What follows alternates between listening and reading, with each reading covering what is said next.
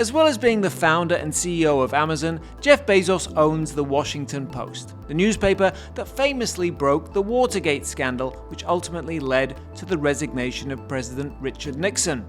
But critics are now concerned that he's bowing too much to the Trump administration, following a policy shift in February in which Bezos said the Post's opinion section would focus on contributions that support personal liberties and free markets, and would not run any opinions that oppose those two values. The section's editor resigned, and hundreds of thousands of people reportedly ended their subscriptions, although the publication has also gained readers as a result.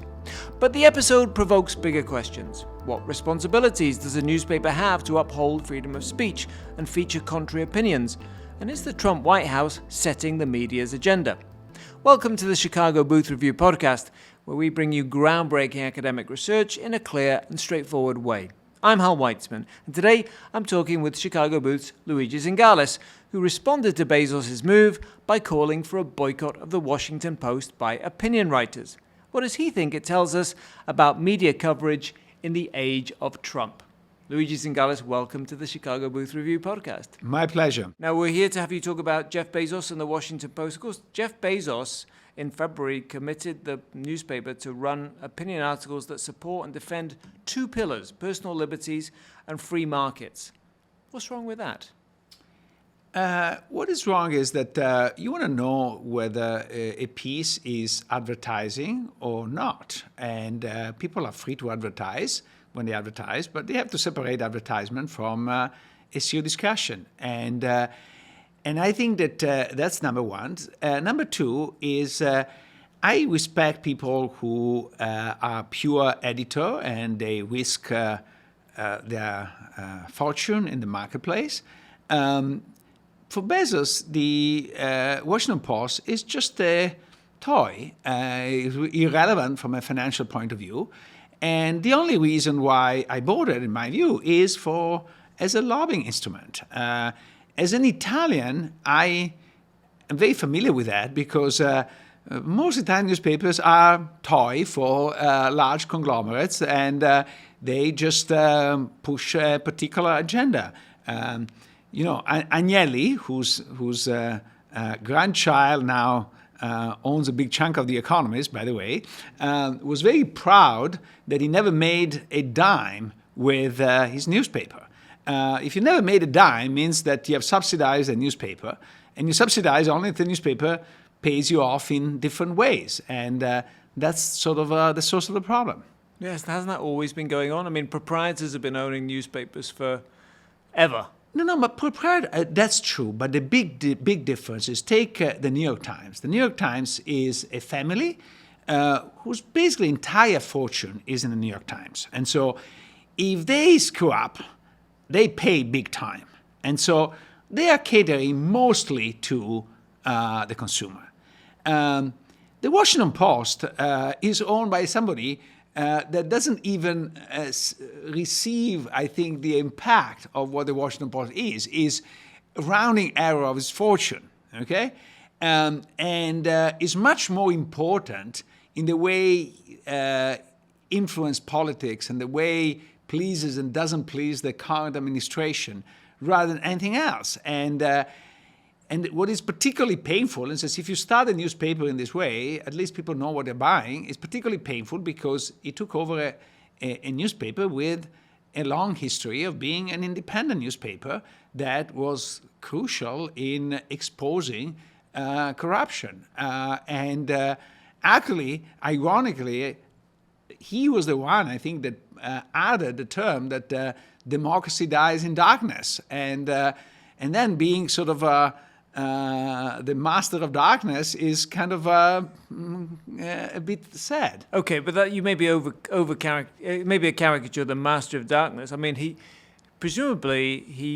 said in his note to his staff, we'll cover other topics, of course, but those viewpoints opposing those pillars will be left to be published by others. I mean, I think back, Luigi, I started my career at the Financial Times. Financial Times publishes a broad range of views, but there are some things that are beyond the pale, even for the Financial Times, right?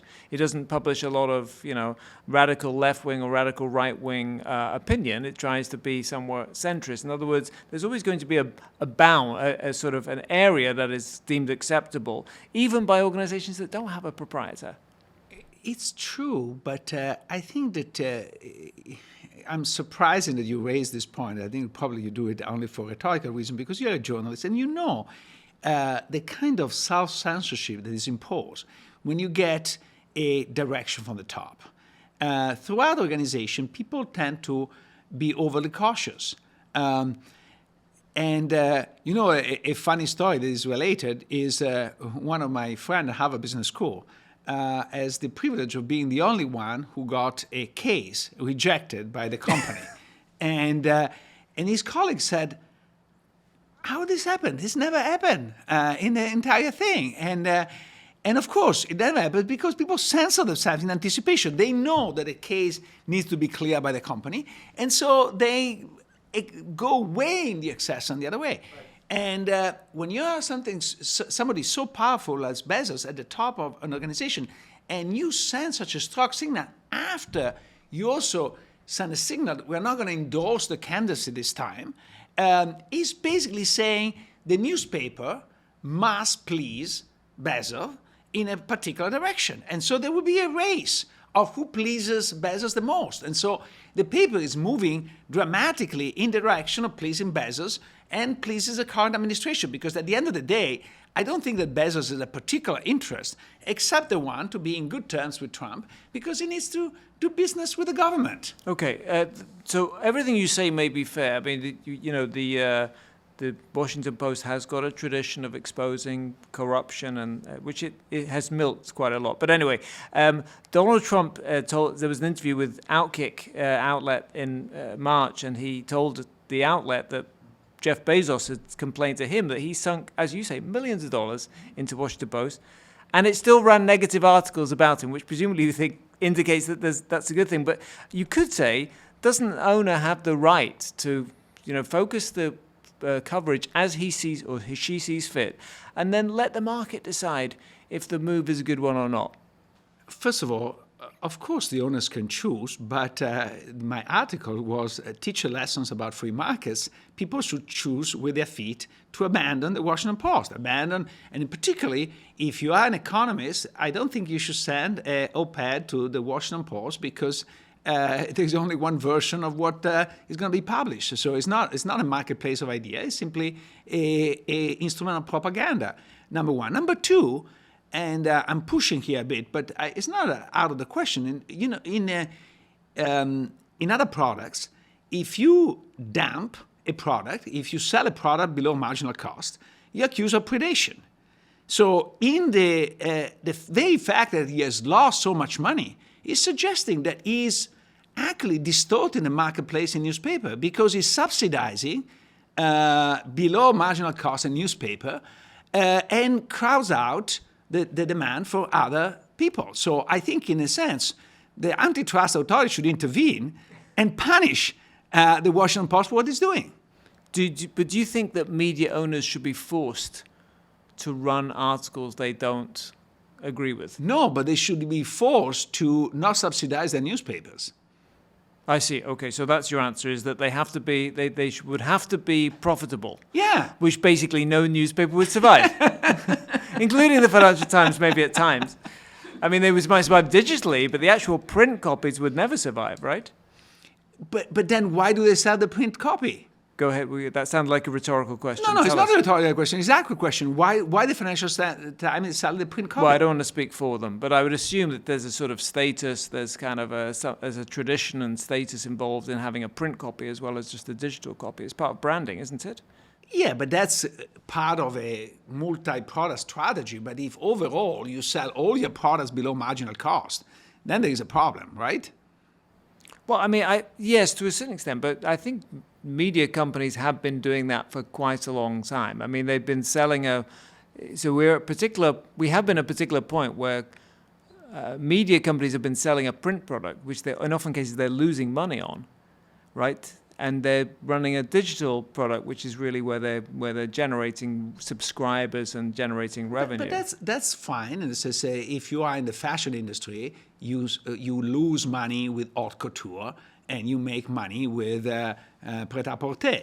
But the haute couture gives you prestige. So I have nothing against that. But if you are purely losing money, period, I think that basically you are the product. And it does distort the market because it takes away subscribers from actually newspapers who are catering to the demand for news and not catering to the desire of propaganda of a large owner. Yeah, I mean, so again, just to kind of play devil's advocate a little bit, you mentioned the New York Times. I'm guessing that New York Times is not widely read in the White House, but the Washington Post presumably is now. Isn't that exactly what an owner would want? I think they need to be clear. If you're saying we create a lobbying instrument to influence the Trump administration, let's call it a lobbying instrument, but it's not a newspaper, at least the way I understand newspapers. And that actually, let me tell you this story because it's very funny. In 2016, before Trump was elected the first time, I was at the book party in New York and with two journalists. I think one was from the FT and the other was from Bloomberg. I don't remember their names, so I'm not trying to protect their identity. I really don't remember their names.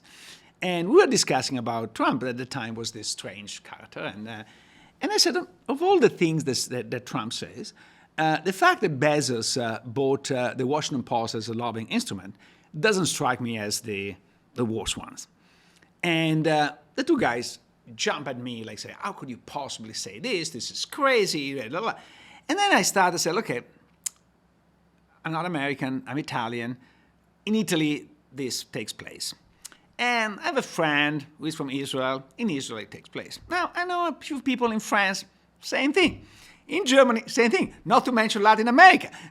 So it takes place all over the world. Maybe in the United States doesn't take the place, but you have to explain to me why the United States is a different market, because I can tell you in the rest of the world, that's the standard.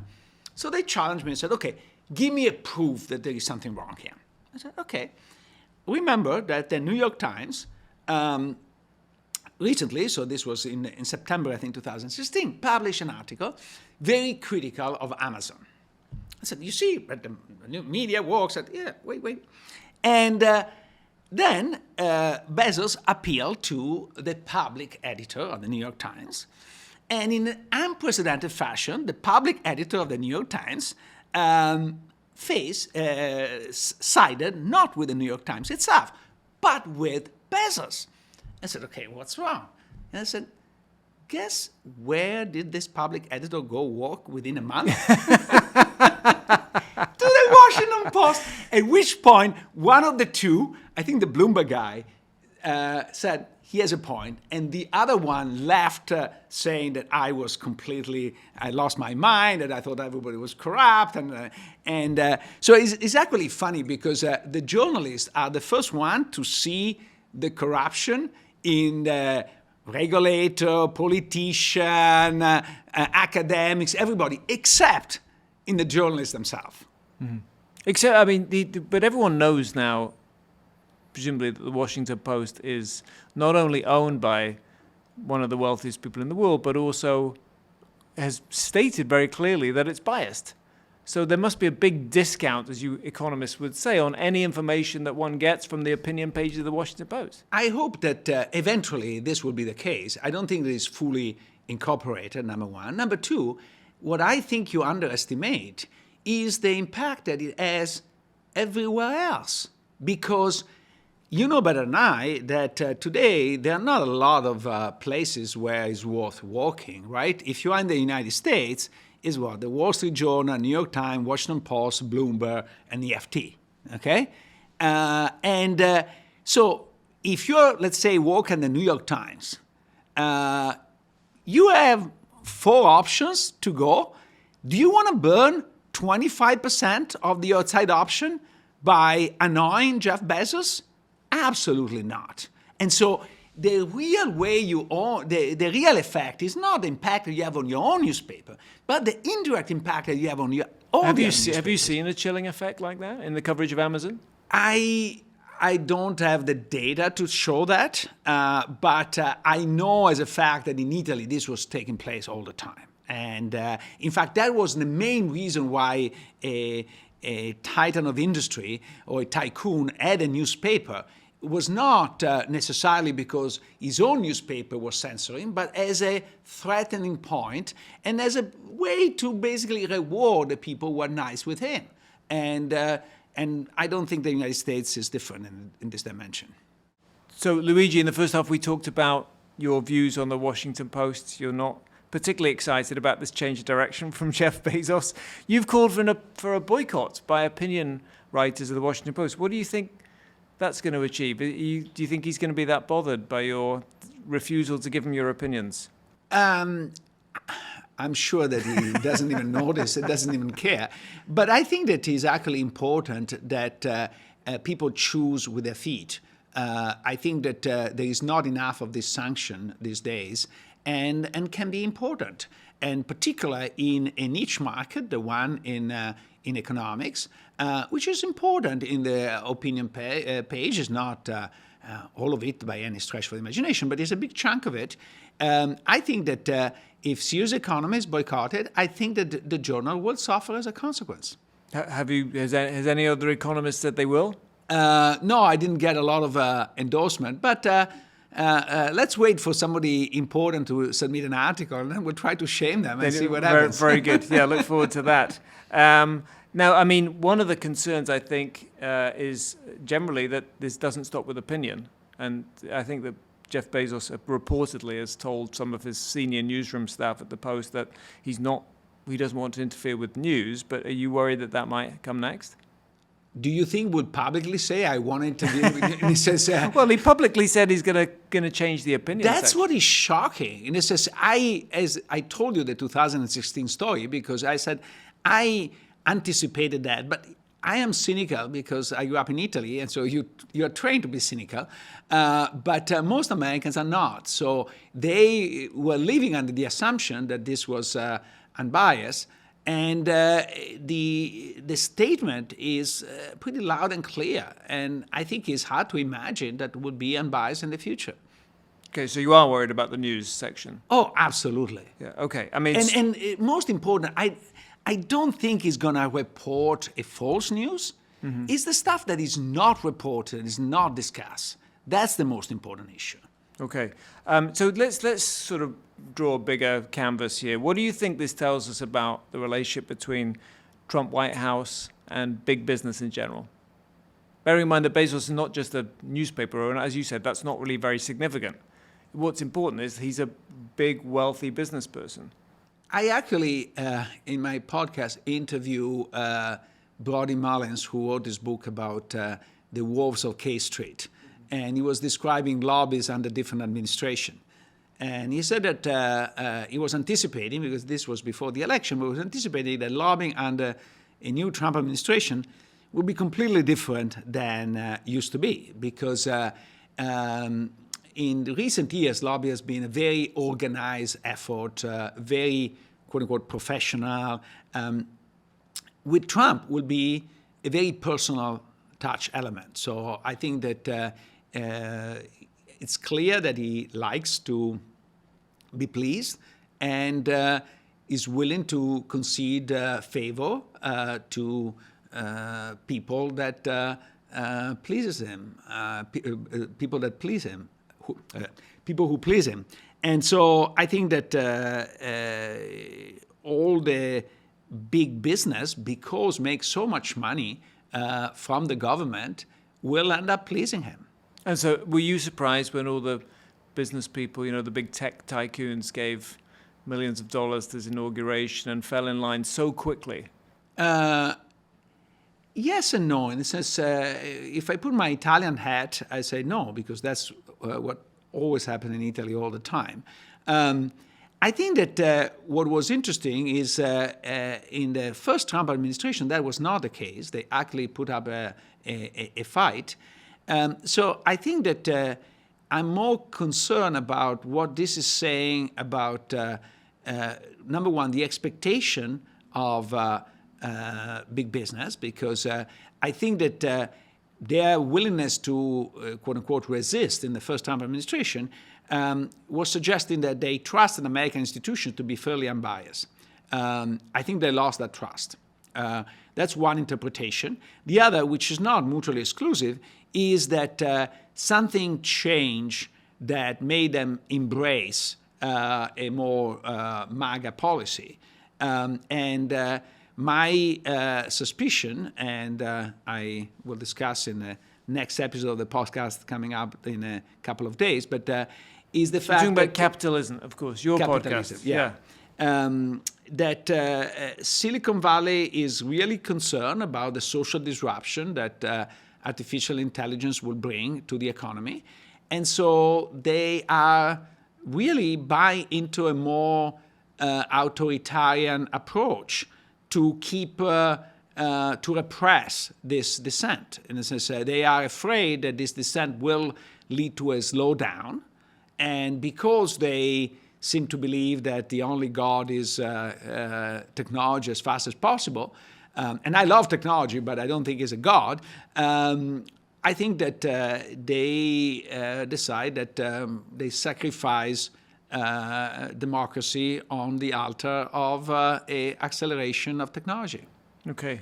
Because your podcast is capitalism, of course, and we've referred to it a couple of times. So your focus is capitalism in general. And so what do we learn about capitalism here by the fact that we have, as you say, business people are now using this sort of, Washington Post is not an institution, but it sort of is a well-established organization for their own ends, that the idea of maybe free expression is being threatened. What does that tell us about capitalism more generally and where it's going? So, one of the classes I teach at the University of Chicago is called Chronic Capitalism, because I try to teach people the difference between a system that tries to be fair and work on sort of competition principle and a system that has the rules distorted by lobbying and other form of influence. And the latter one is the chronic capitalist. So I think that is more important than ever to try to make this distinction. Okay, but are we in a chronic capitalist society? I think we're going very fast down that path. More than 10 years ago, I wrote a book, Capitalism for the People, where I made this analogy between the country I come from, Italy, and the country I moved to, the United States. And over the years, the United States looks more and more like Italy, but not in the good food and wine, but in all the defects that Italy has. Okay. And so, the other theme here is big business, right? The influence of big business over government policy, and this is maybe the Washington Post is just one example of attempt to have even more influence. And that is, of course, a theme that you're very interested in through your work with the Zingales Center, and I know you've got a forthcoming conference talking about antitrust. Tell us, because we haven't really talked about what the trends will be. What do you expect will happen with antitrust? But what are you going to be talking about at this conference? So I have to warn you that the theme has been set 9 months ago, so when we did not know who would be the president. But the idea was trying to study the link between economic concentration and the so-called marketplace of ideas. As academics, we're particularly attached to this marketplace of ideas, and of course as a journalist, because this is the market we live in. And so the conference will try to draw two major points. The first one is how concentration of ownership or concentration of means of diffusion like platforms distort or can distort the marketplace of news, so more in your realm, and what can be done about it. So one of the keynote speakers would be Thierry Breton, who is the former European Commissioner, who was in charge of designing and implementing the Digital Service Act, which is the European approach to regulation in this area. So now people might like or dislike, but at least it's a piece of evidence in that direction. The second day is more in sort of my realm. It is how much concentration in any sector impact the kind of conversation you had in that sector. Because at the end of the day, if you have only 2 or 3 potential